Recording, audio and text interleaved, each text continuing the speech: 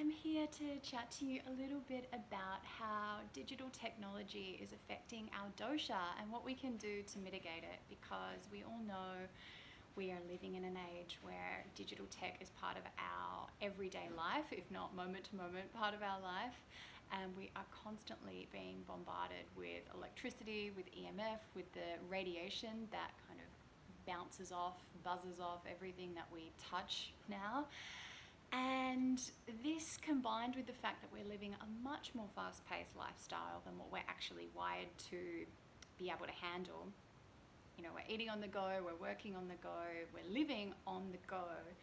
And this is what I kind of call the perfect storm for a Vata imbalance. So when we think about Vata, when we talk about Vata, we're talking about this particular dosha that's connected to the element of air. And because air is much more subtle than the other elements like fire, earth, and water, which are connected to the other doshas of Pitta and Kapha, Vata has the tendency to be a lot more sensitive and much more prone actually to disease and I guess the negative impact of our society and our culture, especially when it comes to the nervous system and the way that technology is affecting our nervous system.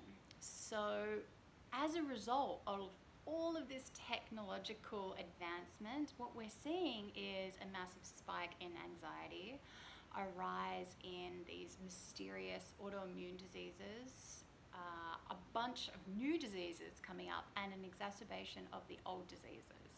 And so all of this we can kind of understand as symptoms of excessive Vata. There's some really interesting studies and research going on right now around how technology is affecting us. And although these studies are pretty new, the evidence is clear that the more hours we spend using technology, it affects our immune system, obviously our nervous system, which again is connected to Vata.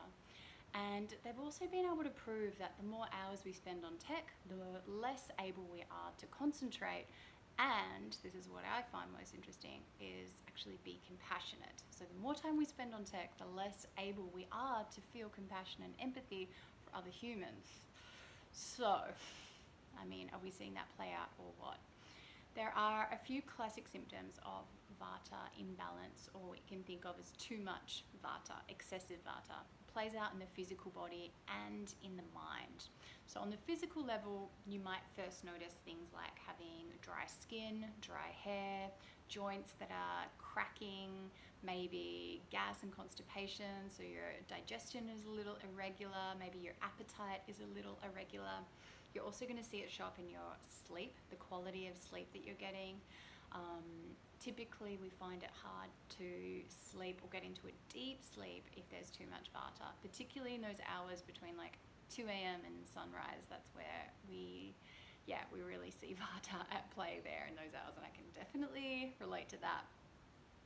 On the psychological or mind level, we see it as anxiety and worry, kind of being in that fragmented or scattered state where, again, the ability to concentrate and focus is just not there. Maybe you're feeling forgetful or in fear of the future. Future-orientated thought is kind of how Vata plays out. So if any of those signs are there and are manifesting for you, then you might be really interested in the below. So if you can recognize any of those signs or symptoms of Vata imbalance going on in your own life, then listen up. The first thing that we want to do to manage our tech is actually about sleep. So remember I was saying that Vata is connected to the element of air. It's also connected to our central nervous system and all of our senses. We're talking like this part of the body and up, so the mind as well.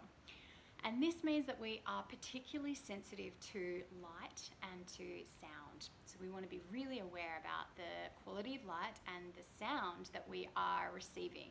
So the first thing I want you to think about is, the light that is bouncing off your screen into your eyeball, into your pineal gland, and kind of messing things up on that level. We as humans, we're kind of wired only to recognize and photosynthesize sunlight, moonlight, and firelight. This blue light is very foreign to our brains, and basically we can't process it, we can't digest it properly. So if you are using tech during the day, I want you to pop your blue blockers on. And just like, the reusable menstrual products, these blue blockers have come a long way in the last few years. I'm loving a brand called Blue Blocks. That's what I'm rocking during the day, and I'm super happy with them. They're really, really comfortable. They don't make my nose or my eyes or my ears hurt or anything if I'm wearing them for hours at a time. And then as soon as sunset hits, then I whack on the orange lenses. So during the day I'm going clear lenses because I think they look a bit more chic. And then orange lenses to do the real work after sunset. So this is where it's crucial, especially if you're experiencing those symptoms, or like sleep or any of the Vata symptoms that I mentioned before, then you want to be really diligent about this. I think it's the most effective way that you can, help yourself out. So blue blockers on, first of all. Second thing is, for sure, you want to have that night shift mode on your phone all the time, not just at night, and you want to make sure that your computer's on the same sort of thing. So there's a program called Flux that I use. It's f.lux. I'll try and link it below somehow, but I think most people are onto this, so it's a really easy program to use and to find, and I highly recommend that. Just have it on all day, not just at night time. And the third thing that I highly recommend is after 8 p.m, no screens at all. So removing that light, that quality of light completely from your life until, those Vata symptoms have gone away. And just while I think of it, you can find the link for those beautiful blue blockers on my website on the Essentials page. So if you're interested, go and check them out. I highly recommend them. So the other really interesting part of the Harvard study that I was reading around tech and how it affects our mental health and our mind was about the compassion bit. And what they found was the more hours spent on digital technology, the less compassionate we are.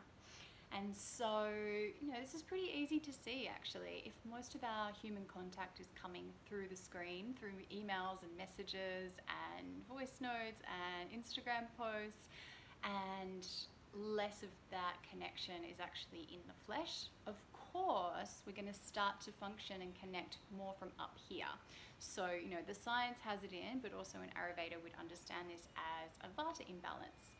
Excessive Vata, when we're too much in the mind, too much thinking up here, then we are disconnected and disconnecting from our bodies and from feeling. And this, of course, is where connection comes from and compassion comes from.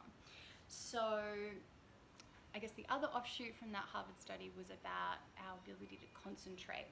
And to me, these two things, the bit about compassion and the bit about concentration, they kind of go together because they're both about being up here and Vatified. When we can't concentrate, classic Vata symptom, inability to focus and to stay focused for longer periods of time.